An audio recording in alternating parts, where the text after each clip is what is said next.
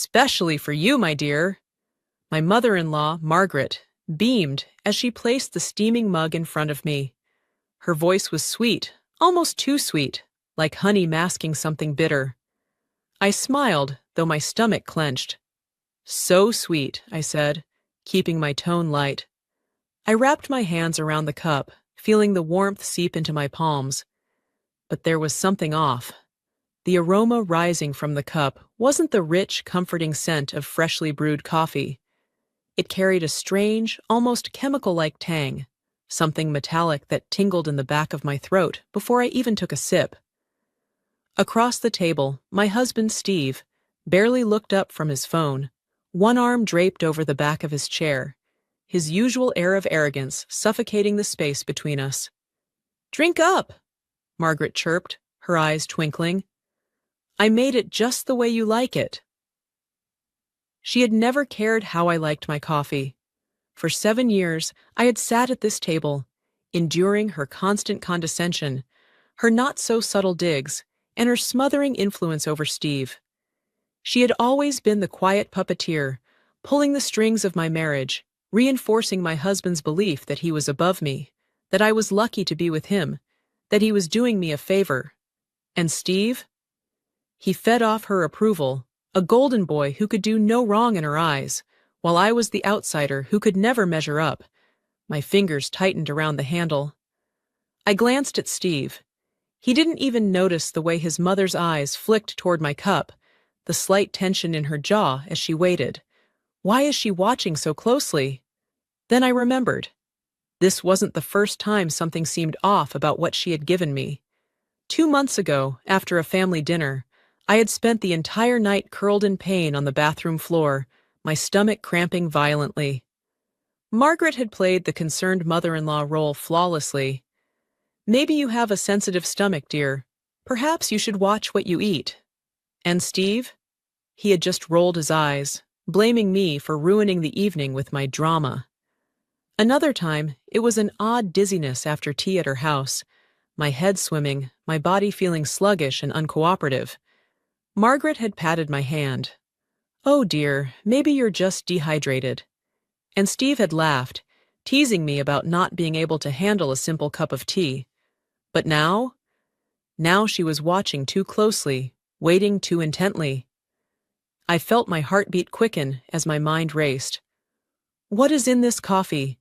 Margaret's lips twitched, her expression carefully neutral. "She wants me to drink it. She expects me to drink it." A quiet, slow breath. Then, without hesitation, I shifted my mug closer to Steve's seat. I leaned forward, feigning interest in my phone, my fingers carefully wrapping around the handle of his coffee cup instead. Then, with a quick, deliberate movement, I switched the mugs. The ceramic barely made a sound against the tablecloth, my actions smooth, practiced, because I had learned to survive in this house by being careful. Steve didn't notice. He was still scrolling through his phone, his usual indifference on full display. I picked up the cup meant for him and took a slow sip. Black, no sugar. Just the way he always drank it. And Steve? He finally lifted his cup, the one Margaret had placed so carefully in front of me, and took a sip without a second thought. Margaret's smile faltered. Just for a second. Just a flicker of something in her eyes. Panic? Fear? Shock? Before she schooled her expression back into a pleasant, motherly mask. Steve, oblivious as ever, set the mug down, his fate sealed in a single, casual sip. And I watched. I waited. Steve sighed loudly, rubbing his temple as he scrolled through his phone, his usual arrogance still intact. The clock on the wall ticked steadily, marking each second since he had taken his first sip of coffee. Margaret's eyes darted toward him every few moments, her fingers curled tightly around the edge of the tablecloth. She wasn't watching me anymore. Her attention had shifted entirely to her son. I sat back, feigning ignorance, forcing a casual smile as I took another slow sip from Steve's cup. He exhaled sharply, his brow furrowing. "Something wrong, sweetheart?" I asked, keeping my voice even. He blinked a few times, rubbing his forehead. I don't know. I just feel a little off. I took another sip of coffee, my pulse steady, my hands resting easily on the table. Maybe you should drink some water. Margaret's nails dug into the tablecloth. Steve started, but his sentence broke off abruptly. He swallowed hard, shifting in his chair. Then, his face twisted slightly, his jaw clenching as though suppressing a sudden wave of nausea. The room grew unnervingly quiet. Margaret pushed her chair back suddenly, the legs scraping against the polished floor. Steve, maybe you should lie down, she said quickly, too quickly, as though she already knew exactly what was happening. My chest tightened, but I kept my face neutral. He groaned softly, shaking his head. No, His breathing grew heavier, beads of sweat forming along his hairline. His hand trembled slightly as he reached for his water glass, his fingers unsteady. I stared at him, the realization settling deep in my bones. She knew. She knew something was in that coffee. Margaret stood up abruptly, moving toward him as though she could physically pull him away from the situation she had created. I'll get you something, honey, she said. Maybe a cold cloth. She was panicking, not over concern for her son, but because she was losing control of the situation. Steve clenched his jaw, waving her off. I just need a minute, he muttered, pinching the bridge of his nose. I leaned forward, watching Margaret carefully. I don't understand, I said, feigning innocence. Steve, you just drank the same coffee your mother made for me. If I'm fine, why aren't you? Margaret froze. The blood drained from her face. Steve, still sluggish, didn't immediately react to my words. But Margaret! Her breathing changed. I don't know, she stammered. Maybe he's coming down with something. Coming down with something? I stared at her, my mind piecing everything together in a way that suddenly made my stomach turn. How many times had I been coming down with something over the last few years? How many times had I spent nights curled in pain, feeling like my body was betraying me, while Steve and Margaret looked on without an ounce of concern? But now it was him. Steve wiped his face, his movement slower, his skin paler. He muttered something under his breath and stood up too fast. The moment he pushed himself away from the table, his body swayed unsteadily. His chair scraped loudly against the floor as he stumbled forward, grabbing onto the edge of the counter for balance. Whoa, he muttered. What the hell is going on? Margaret was already moving, already trying to regain control. Sweetheart, just sit down, No, I interrupted, my voice firm. Let's call a doctor. Both of them froze. Steve shook his head, blinking rapidly. It's nothing, I just need a second. He doesn't even realize how bad it is yet. Margaret's breathing had turned shallow. I could see the fear in her eyes now, full and undeniable. She didn't just look worried. She looked caught. And that's when I knew. This wasn't a mistake. This wasn't a bad batch of coffee or a coincidence. Margaret had done something to that drink, and Steve, he was just now feeling what I had felt over and over again. The betrayal, the confusion, the sickness creeping through his body, slow at first, then undeniable. My heart pounded in my chest, but I forced my expression to remain calm. I pushed my chair back and stood up. I'll call an ambulance, I said. Steve waved me off again, but I saw it. The slight panic in his eyes, the way he wasn't in control anymore. Margaret shot forward, gripping his arm. No, there's no need for that. I turned my gaze to her, and that's when I smiled. Why not? I asked softly. She flinched. She opened her mouth to respond, but I saw it in her eyes. She didn't have an answer. Because Margaret had spent years making me feel helpless, like I was imagining things, like I was weak. But I wasn't the weak one now. I folded my arms, tilting my head slightly. Unless, of course, I said slowly, watching her expression darken. There's a reason you don't want a doctor to examine him. The room fell silent. Margaret stared at me, and for the first time in all the years I had known her, she looked afraid of me. Margaret's fear was palpable, her fingers twitching at her sides as she tried to maintain control over the situation. But it was slipping through her grasp. Fast. Steve was getting worse by the second. His normally upright posture had weakened, his shoulders slumping forward, and his breathing was labored. He gritted his teeth, gripping the counter as if he were holding on to the last bit of stability he had left. But still, he refused to believe it. "I don't need a doctor," he muttered, his voice tight. Just give me a minute." I raised an eyebrow, folding my arms across my chest. "Steve, you can barely stand. I'm calling an ambulance." I pulled my phone from my pocket, my fingers hovering over the screen. Margaret lunged. She reached across the table, gripping my wrist with surprising force. "There's no need," she said quickly, her voice a touch too desperate now. I didn't react immediately. Instead, I studied her. Really studied her.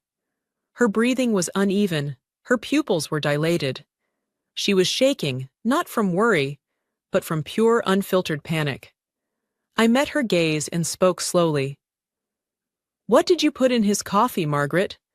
The color drained from her face. Steve's head snapped up, his glassy eyes locking onto his mother.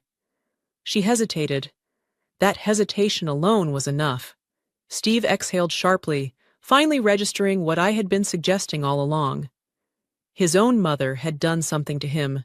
Margaret shook her head, her mouth opening and closing, trying to come up with a way to twist the situation, to manipulate, to lie her way out.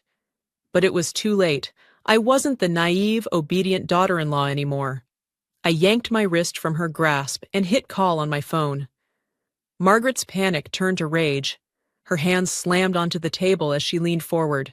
"Olivia, stop this! You're making a scene over nothing!" My lips curled into a slow, knowing smile. "Funny, isn't it?" I said. "That's exactly what Steve used to say to me when I was the one feeling sick." Steve stiffened. The words hit him like a slap, like something he had never truly considered before.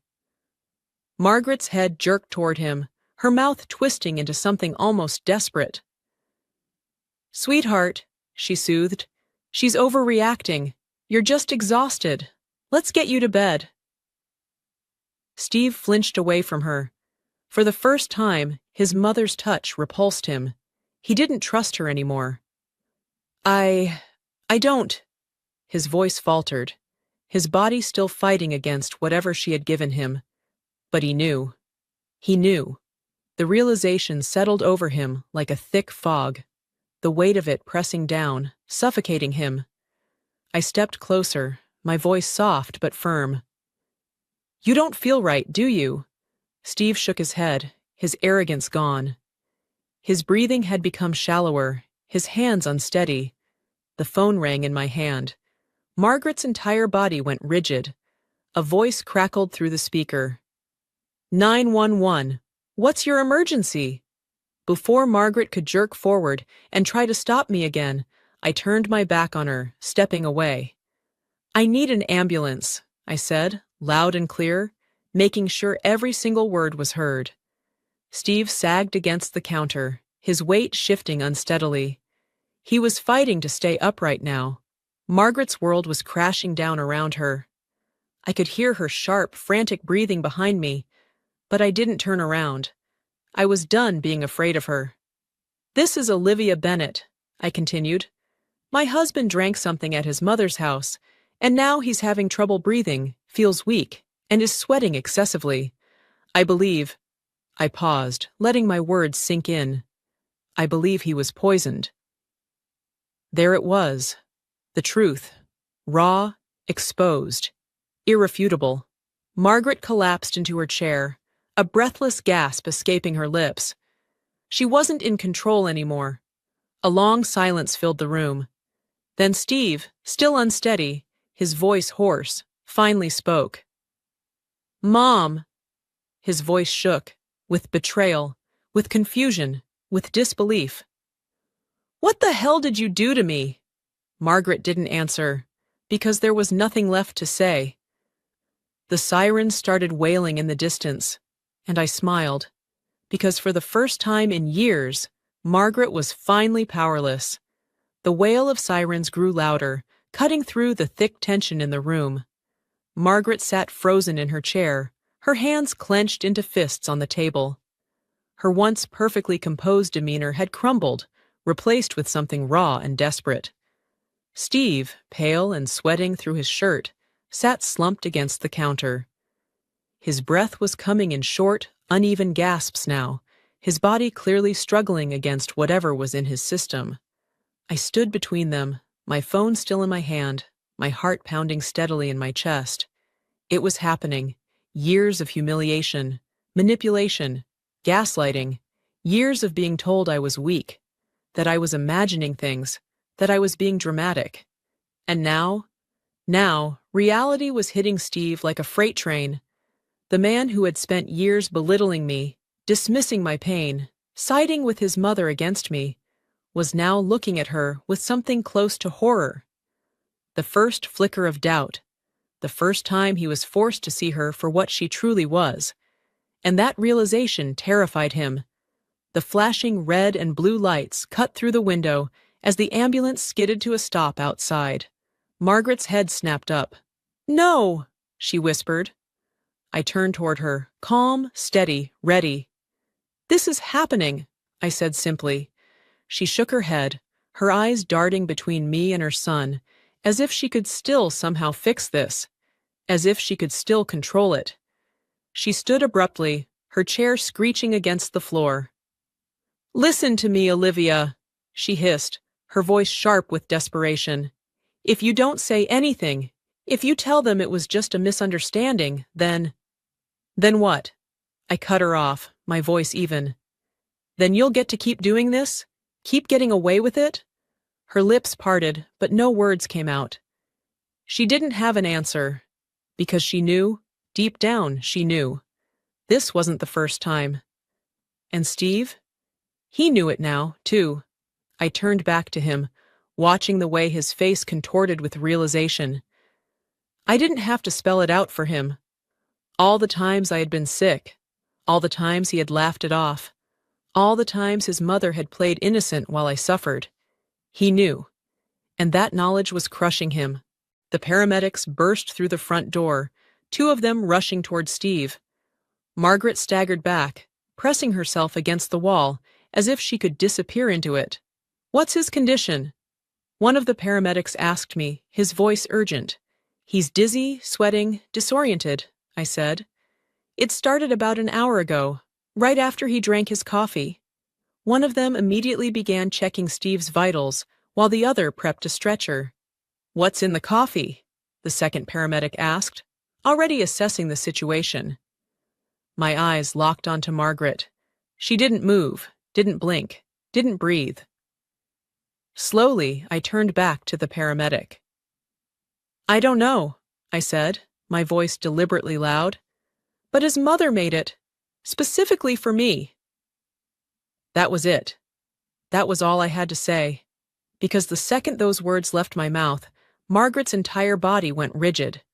One of the paramedics turned toward her. "Ma'am, is that true?" She didn't answer.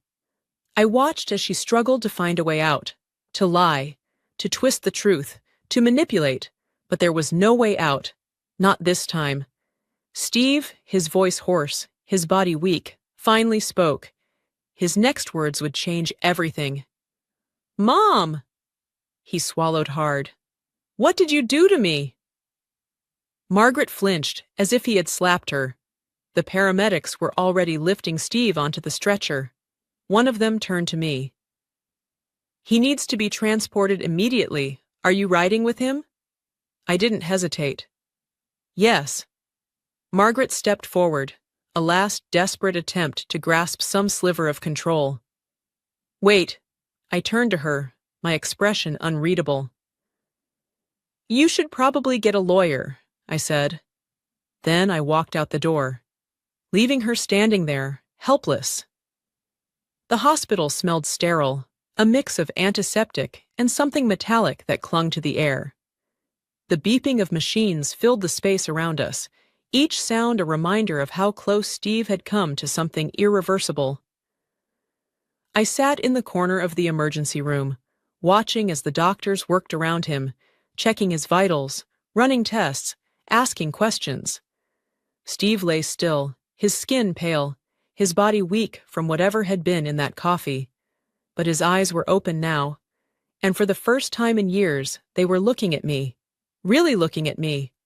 Not with indifference, not with arrogance, but with something else entirely. Something that looked a lot like guilt. A doctor approached, his expression unreadable as he flipped through a chart. "Mr. Bennett, your test results show elevated levels of a toxic compound often found in prescription sedatives. We're lucky you didn't ingest more." Steve swallowed hard. The doctor turned to me. "You mentioned his mother made the coffee?" I nodded. "Yes. She made it for me, but Steve drank it instead." The doctor's expression darkened. "We'll need to report this to the authorities. Cases like this don't just get ignored." Steve closed his eyes. His fingers clenched into fists against the hospital sheets. He knew the consequences were coming. The doctor gave me a small nod before walking away, leaving the two of us in thick, suffocating silence. And then, finally, Steve spoke. "I didn't know." I let out a breath, leaning back against the chair. "Didn't you?" His jaw tensed. I didn't expect him to admit it. I didn't expect him to apologize. Steve wasn't the kind of man who apologized, but for the first time, he couldn't meet my eyes. The silence between us stretched long, heavy, years in the making. "How long?" I asked quietly. His head turned slightly, brow furrowing. "What?" I kept my voice calm, measured, unshaken. "How long have you known that something wasn't right? That things weren't normal?" Steve hesitated, and then his face broke. Just a flicker of something. Recognition. Regret. I knew that look, because deep down he had always known. Maybe not in clear, undeniable terms. Maybe not in something he would say out loud. But he had seen the patterns. He had noticed the way I was always the one getting sick. He had watched me suffer and convinced himself it was a coincidence. Because to admit otherwise, to admit that his own mother was capable of this, that would mean accepting that he had failed to protect me. And Steve never liked admitting when he was wrong. His lips parted, then closed again, as if he wanted to say something, needed to say something. But what could he say? That he was sorry? That he wished he had listened? That he regretted choosing his mother's comfort over my safety? None of it mattered now. I sighed, looking toward the window, the city lights blinking in the distance. "You always took her side." Steve flinched, just slightly. "You thought I was overreacting, that I was dramatic, that I made things up for attention." I shook my head. "You never believed me." His breathing was uneven now. "Olivia!" "No." My voice was firm, steady. "You don't get to say my name like that anymore." His face twisted, but he didn't argue.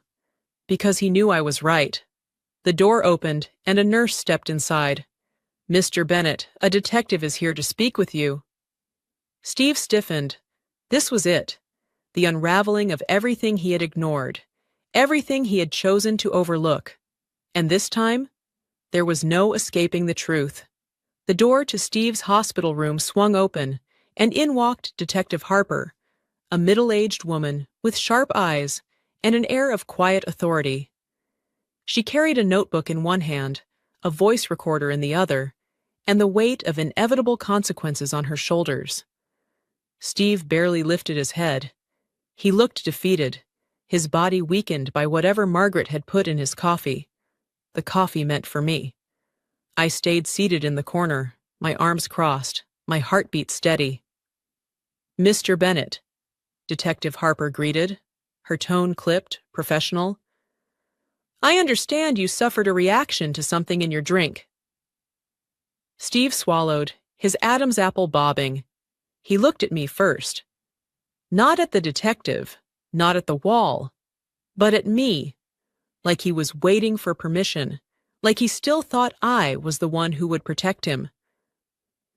I held his gaze, unflinching.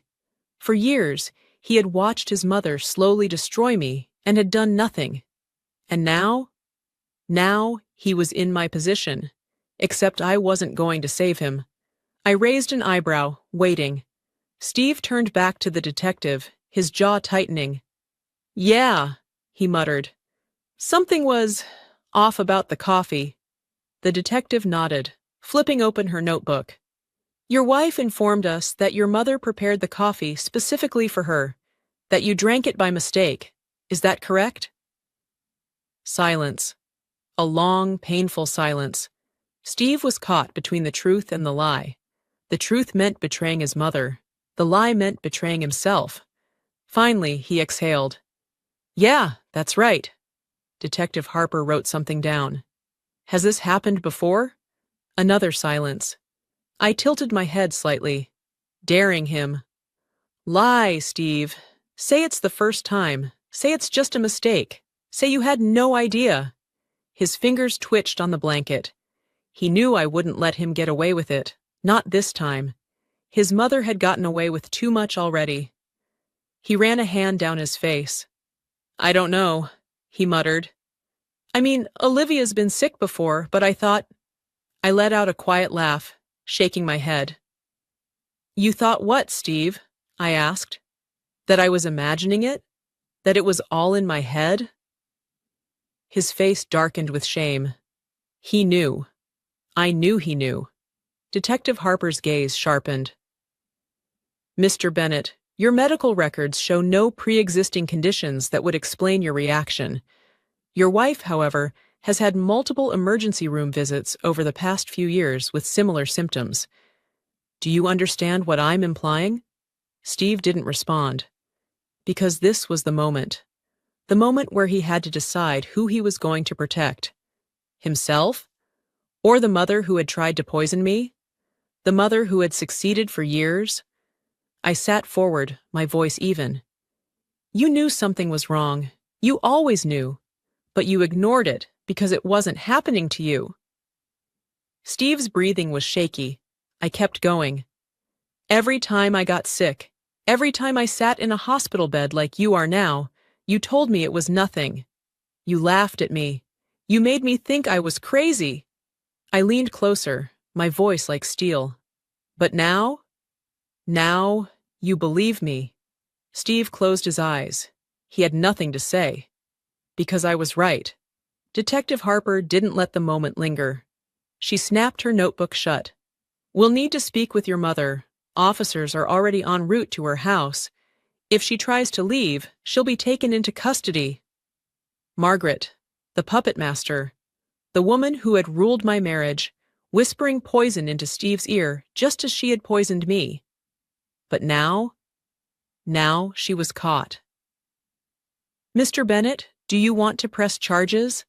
Steve hesitated, and for the first time in our marriage, he turned to me. Like I had the answer. Like I should be the one to decide. And maybe, once upon a time, I would have protected him, but I wasn't that woman anymore. I stood, smoothing down my jacket. "That's not my call, Detective," I said. "It's Steve's." He looked at me, pleading, regretful, weak. I gave him nothing. The detective nodded. "We'll be back with more questions once we have her in custody. In the meantime, Mr. Bennett, I'd suggest you think very carefully about your next steps." She turned on her heel and walked out. I followed, not bothering to look back, not bothering to wait for Steve's excuses, his guilt, his empty apologies. Because the moment I walked out that door, I knew something with absolute certainty. I wasn't coming back. Margaret might have been the one putting something in my coffee. But Steve? Steve had been letting her do it. And that? That was unforgivable. As I stepped into the hallway, my phone buzzed. A text from my lawyer. I smiled. Because this wasn't just the end of a poisoning plot. This was the end of my marriage.